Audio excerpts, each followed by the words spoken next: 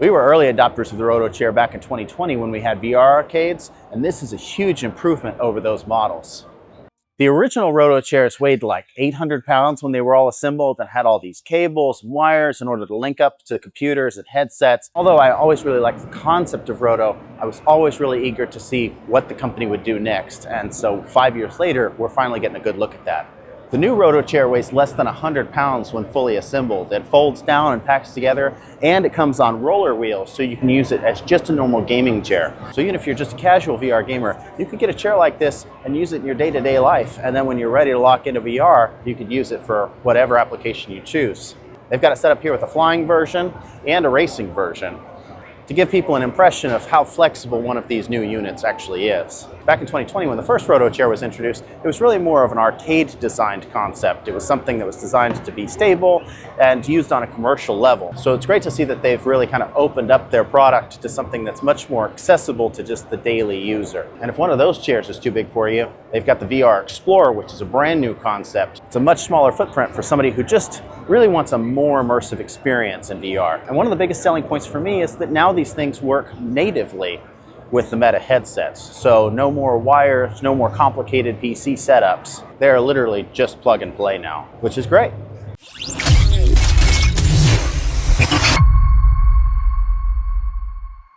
I'm here with Steve, who's a consultant for Roto VR. Steve, I had some questions for you. Sure, I'd be happy to help you out. Yeah, tell me more about the VR Explorer and about the other things that Roto has going on this year at CES. All right, so one of the biggest barriers that people have when it comes to virtual reality, it's really not price, it's not the headset you're using, it's not graphics, it's not gameplay.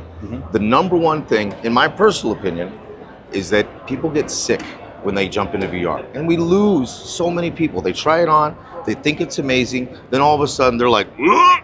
and they're done. And we lose them forever. They don't give it a second chance. Another thing that's wrong with VR is that people pull themselves out of their own immersive experience. It doesn't matter how big your room is. You can watch people in a whole stadium. They'll occasionally stop, look underneath their headset, some of them. Some, if they have the tap, they'll tap it and they're gonna check where they're at. But you're also always kind of off balance in that environment too. I mean, you played VR, you're kind of like, where am I? What am I doing? What am I doing? Am I too close to a wall? Am I too close to the wall? And then sometimes people don't know they're close to that wall because they don't check. And then what happens? They'll punch the wall, they will break their equipment, they'll injure themselves, and we lose them forever. And they never come back to VR. Well, the Roto VR addresses those issues. All right, we take a limited amount of space and turn it into an infinite amount of space. You only need as much room as your arms out to go out in a circle like this when you're on the chair. Now, you might think that when you're spinning, it's going to make you dizzy, but you're not spinning out of control. We're using look and turn technology. And your brain processes a turn a lot easier than processing a turn with your thumbstick, which is an unnatural turn. And again, your brain wants to go, "Whoa!" This, there's no training. You walk around, turn and look all the time. It also increases your reaction time. So if you're gonna be playing a competitive game like Population 1, reaction time is everything. You need to jump off that thing, do your skydiving, land, hit the ground, move, hit the enemy, and carry on. Also, it completely eliminates the nausea for a huge portion of people. Some people are always going to get nausea. They get it in reality, you know. The best answer for that is just Dramamine. That's just science, you know what I'm saying? Some people you just can't help. But for that larger crowd, just being in this chair is enough to calm their stomach down. And you, as the gamer, know that you're playing in total safety. And your brain just allows you to have fun in a way that it never, ever did before. It has wheels on the bottom. It becomes a regular desk chair. You can make this what you're using all the time. You can also use it for just standard video games. It has, in the base here, it has a haptic support system.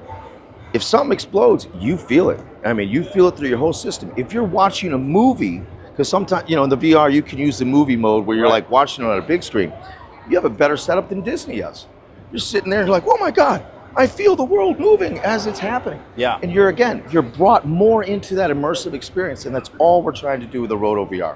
How is the latency effect? So if I turn my head, how many milliseconds between me turning my head? It shouldn't be longer than just the time that it turns. No lag at all. Not much at all. Because that is like a concern that I've seen in the community with a lot of these types of chairs. Yeah. And I think that we saw it with the Roto 1.0. Yeah. They said it was like I turn my head, but there's that slight delay. Which kind of takes me out of the immersive element. But this one is much faster on that. We made sure that it had a much faster spin. There is some modularity in the settings. There's a lot of modularity. Okay. You can turn down the haptics, turn up the haptics, turn up your speed at which you're turning the whole 9 yards. Right, and these are available now. People can go out and purchase them. They're available right now for $7.99.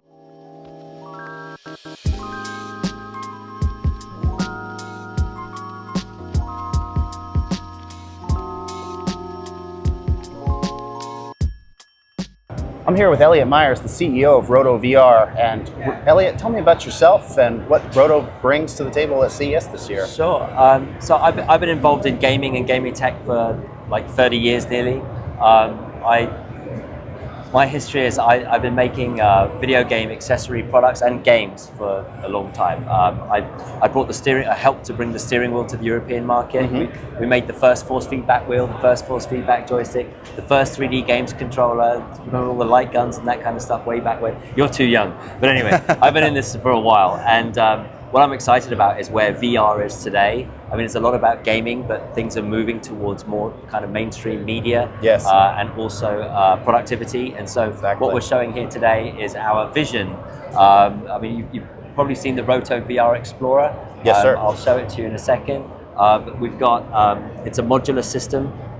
We launched just like a month and a half ago. So it's $799.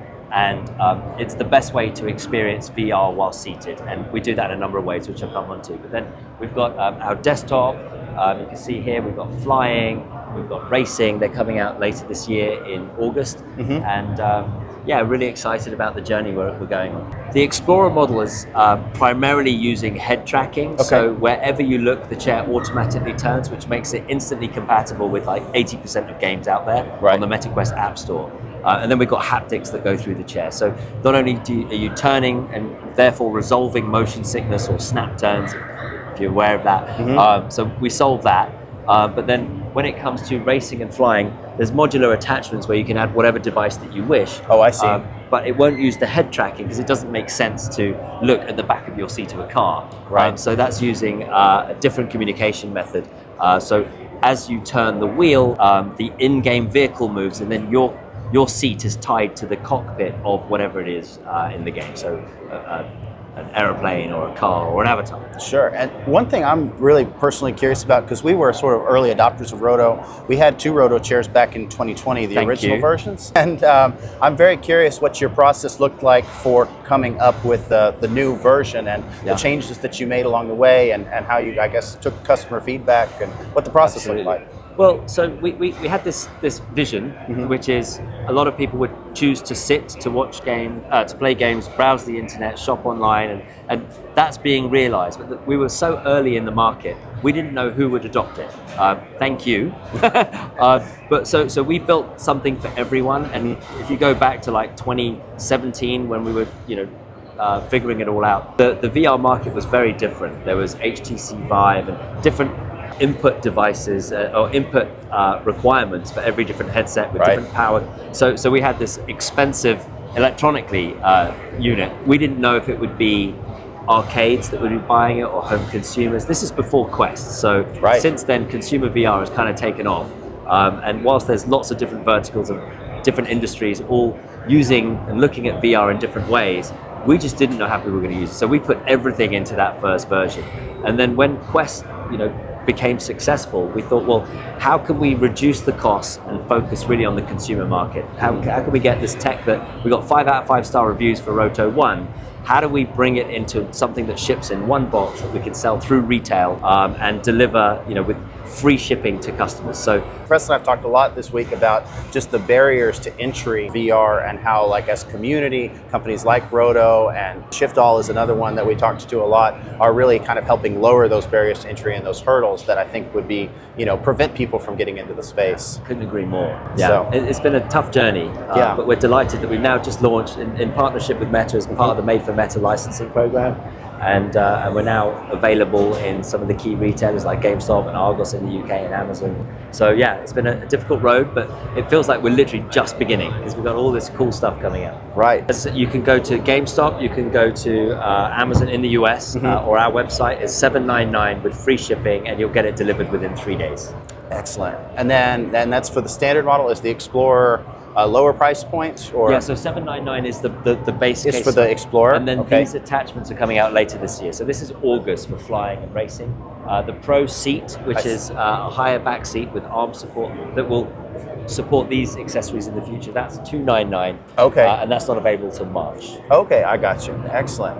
Well, I'm really excited about it, and I can't wait to try one out. Like, well, we've demoed one, but I mean, really experience it and have one at the shop so that we can really spend a lot of time with it. It'll be very exciting. Thanks for being with us on this journey. Yeah, thank you so much, Elliot. Thank you for your time. Cheers. Yeah.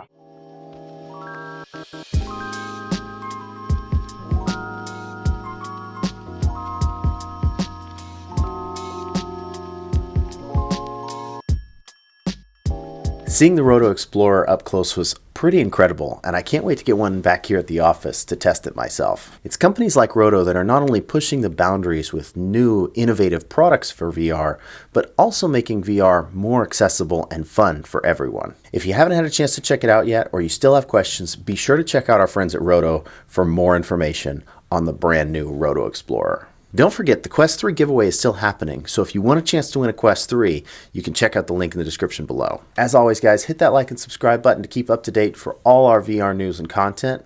Thanks for watching. We will see you on the next one.